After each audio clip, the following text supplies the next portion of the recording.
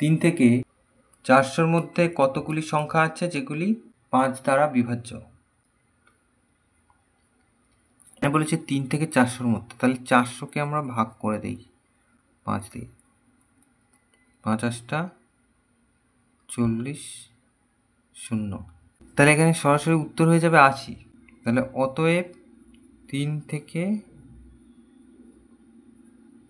400-এর মধ্যে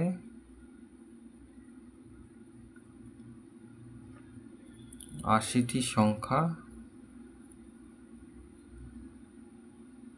আছে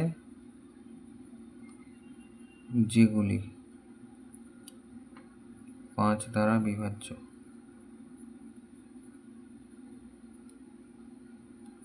এখানে কিন্তু খেয়াল রাখতে হবে যে 3-এর আগে কোনো সংখ্যা এমন নেই যেটা 5 দ্বারা বিভাজ্য। তাহলে সেক্ষেত্রে আমরা সরাসরি 80 লিখেছি। ধরা যাক এরকম একটা অঙ্ক আছে, বলা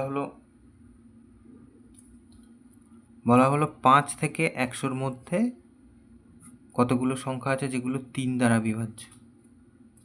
তাহলে তখন আমরা 100-কে ভাগ করব 3 দিয়ে, তাহলে আমরা পেয়ে যাব 3 3-কে 9, 3 3-কে 9, 33.33 এরকম পেয়ে যাব। তো ধরবো আমরা 33।